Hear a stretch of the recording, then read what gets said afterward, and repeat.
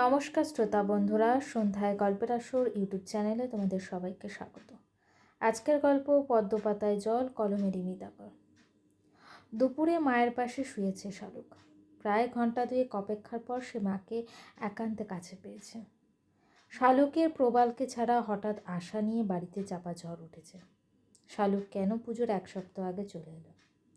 শ্বশুর বাড়িতে কেন সে গেল না? তবে কি প্রবালের সঙ্গে কোনো বিবাদ হয়েছে? দুই মামির এমন নানা প্রশ্নের উত্তর তাকে ক্রমান্বয়ে বানিয়ে বানিয়ে দিতে হয়েছে। তবু শালুক মেজাজ হারায়। একটানা ধৈর্যের পরীক্ষা দিয়ে গেছে।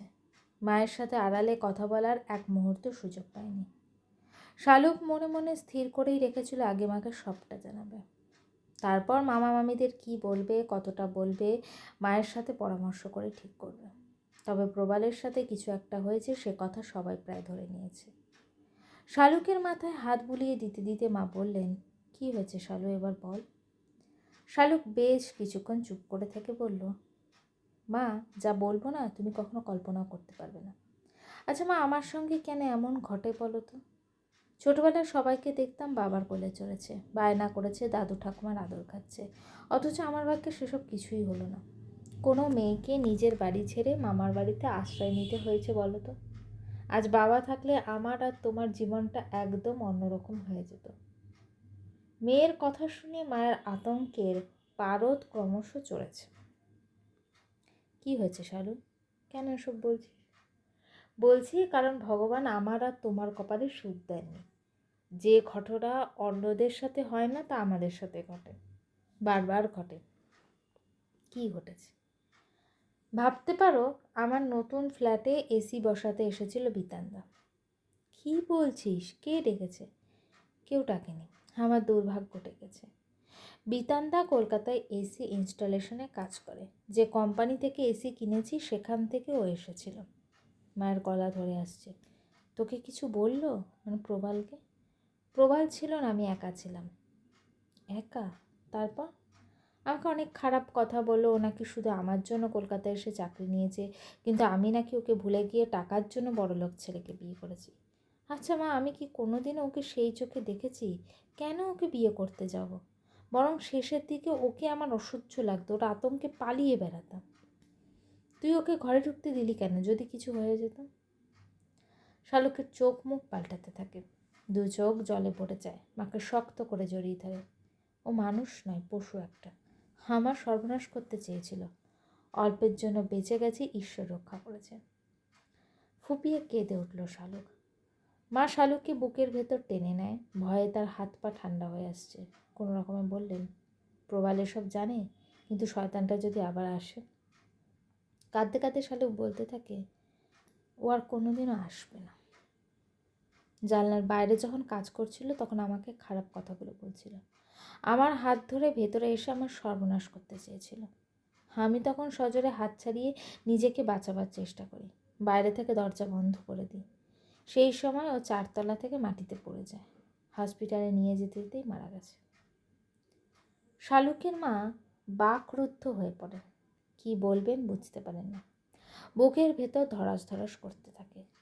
মা, আমি কিন্তু ওকে বারবার ভেতরে চলে আসতে বলেছিলাম, শোনেনি। কিন্তু যখন কুপ্রস্তাব দিল না, তখন আর নিজেকে ঠিক রাখতে পারিনি। কি ভয়ঙ্কর পরিস্থিতি তুমি ভাবতে পারবে না। কোনো মেয়ের সাথে যেন এমনটা না ঘটে। বিছানায় উঠে বসে জোরে জোরে হাঁপাতে থাকে শালুক। মা উঠে বসে মেয়েকে বুকে জড়িয়ে ধরেন। মায়ের স্পর্শে শালুকের যন্ত্রণা যেন কিছুটা উপশম হয়। বেশ কিছুক্ষণ পরে মাথা তোলে শালুক। এখন তার বেশ হালকা লাগছে। কথাগুলো তার বুকের ভেতর জগদ্দল পাথরের মতো চেপে বসেছিল। দু হাতে শালুকের মুখটা তুলে চোখ মুছিয়ে মা বললেন, এটা একটা দুর্ঘটনা মা। কারোর হাতে কিচ্ছু নেই। সবসময় ঠাকুর ডাকি তিনি যেন তোর সম্মান রক্ষা করেন। তাই হয়তো দুষ্টের দমন করে তিনি তোকে বাঁচিয়ে দিয়েছেন। বিতান যে এতটা খারাপ কোনোদিনও ভাবিনি। কোনো মেয়েকে তার পছন্দ হতেই পারে, কিন্তু তা বলে মেয়েটারও তাকে পছন্দ হতে হবে? আসলে ও প্রতিশোধ নিতে চেয়েছিল। আমার মনে হয় ওর মানসিক সমস্যা ছিল। বিতানদা মারা যাওয়ার পরও আমাকে দেখা দিয়েছে, জানো মা। আমি পরিষ্কার দেখেছি, ওর কথা শুনেছি, ও হাসছিল। কি বিভৎস সেই হাসি! প্রবাল আর আমাকেও কোনোদিনও ভালো থাকতে দেবে না। শালুকের চোখ বিস্ফারিত। কথাগুলো বলার সময় শালুকের সারা শরীর থরথর করে কাঁপছে। মেয়ের অবস্থা দেখে মা ভয় পেয়ে যান, দুহাতে ঝাঁকাতে থাকেন মেয়েকে। শালু, মৃত্যুর পর কেউ আসতে পারে না, সব তোর মনের ভুল। বিতানের শাস্তি হয়েছে পরস্ত্রীকে কুপ্রস্তাব দিলে ভগবান এমনভাবে শাস্তি দেন। তারা নরকে যায়, কোনোদিনও পৃথিবীতে ফেরে না। আয় মা, একটু জল খা, শান্ত হ। হাত বাড়িয়ে জলের বোতল থেকে জল নিয়ে শালুকের চোখে মুখে ছিটিয়ে দিলেন মা। নে জল খা, মাথায় হাত বুলিয়ে দিয়ে আয়। জল খেয়ে মার কোলে মাথা রেখে শোয় শালুক। ধীর হাতে মেয়ের চুলে বিলি কাটতে থাকেন না। শালু, প্রবালকে এসব কথা বলেছিস? বিতানকে তুই চিনিস সেটা বলেছিস? আমি বলার আগেই ও জানতে পেরে গেছে। কিভাবে? মায়ের শরীরে যেন বিদ্যুৎ বয়ে গেল, কেমন একটা অশনি সংকেত টের পেল। জানি না, তবে যার কাছ থেকেই শুনে থাকুক ও ভুল শুনেছে। ওর ধারণা হয়েছে আমার আর বিতানের মধ্যে সম্পর্ক ছিল, আমি সেই সম্পর্কের কথা প্রবালকে না বলে ঠকিয়েছি। আমি অনেকবার সব কিছু বলতে চেয়েছি, কোনো কথা শুনতে চাইনি। শালুকের দু চোখে জলের ধারা, মা বোঝাতে চান সত্যি কোনো দিনও চাপা থাকে না, ঠিক প্রকাশ পাবে। প্রবাল নিজের ভুল বুঝতে পারবে, তুই বিকেলে ও বাড়ি গিয়ে সবার সামনে সবটাকে খুলে বল। ওনারা সবাই তোকে কত ভালোবাসেন ঠিক বুঝবে না, আমি তোকে সঙ্গে করে নিয়ে যাব। না মা, আমি যাব না। আমি নিজে থেকে কিছুই বলবো না, কারণ প্রবাল ভাববে আমি মিথ্যে বলছি। আমি যখন সত্যিটা বলতে গিয়েছিলাম ও তোমাকে মিথ্যেবাদী বলেছে। ও নিজে সব জেনে ভুল স্বীকার করে, যদি আমায় নিতে আসে তবেই ফিরব। মেয়ের কথা শুনে মা অস্থির হয়ে পড়েন। শ্বশুরবাড়ির জমিটুকুর মূল্য কতখানি তিনি জীবন দিয়ে উপলব্ধি করেছেন। বাপের বাড়িতে দাদা বৌদিদের কলগ্রহ থাকার যে কী যন্ত্রণা তিনি তা বোঝেন। তবু তার বাবা মা ছিল, বাবার তৈরি বাড়ি ছিল, শালুকের তো সেটুকুও নেই। শালুকের পায়ের তলার মাটিও শক্ত নয়। একটা ঘন কালো মেঘ নিমেষে যেন চারদিকের অন্ধকার ঢেকে দিল। দিশেহারা হয়ে পড়েন তিনি। কি ভাবছো মা, যে প্রবাল ছাড়া আমার গতি নেই, অসম্মান নিয়েই আমাকে ফিরে যেতে হবে? মা ফ্যাল ফ্যাল করে চোখে তাকিয়ে থাকেন, ধরা গলায় বললেন, এ ভুল করিস না শালু। মান অভিমান তোকে মানায় না। কেন মানায় না মা? আমি কি এতটাই অসহায়? আমার ইউনিভার্সিটির ডিগ্রি আছে, গলায় গান আছে, পারবো না তোমাকে নিয়ে থাকতে? শালুক মুখটা সজোরে চেপে ধরেন মা, ফিসফিসিয়ে বলেন, চুপ, আর একটা কথাও না। এসব যেন দ্বিতীয়বার না শুনি। ওসব কেতাবি বলেই সিনেমা থিয়েটারেই মানায়, বাস্তব জীবনে নেয়। বাপের বাড়ির থাকার যন্ত্রণা আমাকে দেখে বুঝিস না? এই মামার বাড়িতে ঝি হয়ে থাকবি তুই? গলা টিপে নিজের হাতে, তার আগে তোকে মেরে ফেলব। মায়ের মুখের দিকে চেয়ে হতবাক শালুক। মায়ের একই রূপ সে দেখছে।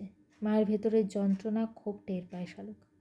ছোটবেলায় শালুক বুঝতো না যে মায়ের ওপর অভিমান করতো। সে দেখতো মামাতো ভাই বোনরা শালুকের নামে নালিশ করলে মা সবসময় শালুককে শাসন করতো, মারতো, তাদের কিছু বলতো না। অথচ মামিরা সবসময় নিজের ছেলে মেয়েদের দোষ থেকে শালুককে বকতো। তারা বুঝিয়ে দিত শালুক এই বাড়িতে অপাঙ্ক্তেয়, কোনো কিছুতেই তার সম্পূর্ণ অধিকার নেই। শালুকের চোখ জলে ভরে যায়। মায়ের হাতটা নিজের হাতে তুলে নেয়। মা, সব তো ঠিক চলছিল, কেন এমন হলো বলো তো? বিয়ের আগেই যদি প্রবালকে বিতানের কথাটা একবার বলে দিতাম, তাহলে হয়তো কিছুই হতো না। কিন্তু প্রবালকে আমি চিনতে পারছি না মা, কখনো আমার সাথে ও এমন ব্যবহার করেনি। মা শান্ত হয়ে হাসি মুখে শালুকের গালে হাত বুলিয়ে দেন। শালু, আমি কিন্তু একটা ব্যাপারে নিশ্চিত হয়েছি। কি? প্রবাল তোকে খুব ভালোবাসে, ভালোবাসার মানুষের প্রতি তো মানুষ অভিমান করে। তোকে অন্য কেউ ভালোবাসে, এটাও সহ্য করতে পারছে না। হ্যাঁ, মন স্বামী সবাই পায় না রে শালু, ওকে ভুল বুঝিস না মা। শালুকের ঠোঁটের কোণে মৃদু হাসি ফুটে ওঠে। লজ্জায় মুখটা নামিয়ে নেয়। কালো মেঘ সরে গিয়ে এক চিলতে রোদ্দুর যেন ঝলমল করে ওঠে। মায়ের গায়ে হাত রেখে চোখ বন্ধ করলো শালুক। কিছুক্ষণ পর শালুকের ফোনটা বেজে উঠল। ঘুম চোখে সে দেখলো শাশুড়ি মায়ের ফোন। সে জানে না ফোন ধরলে তারা কি বলবে, তাদের ছেলে তার নামে কি বুঝিয়েছে। বেশ ভয় পেয়ে ফোনটা রিসিভ করলো শালুক। এরপর কি শালুকের সাথে শালুকের শাশুড়ির কি বাকবিতণ্ডা হবে, নাকি সত্যিই তাদের বৌমার প্রতি যে উপলব্ধিটা হয়েছে সেই উপলব্ধির প্রকাশ পাবে? যদি সেটা জানতে যাও তাহলে অবশ্যই চ্যানেলটিকে সাবস্ক্রাইব করে পাশে থেকো।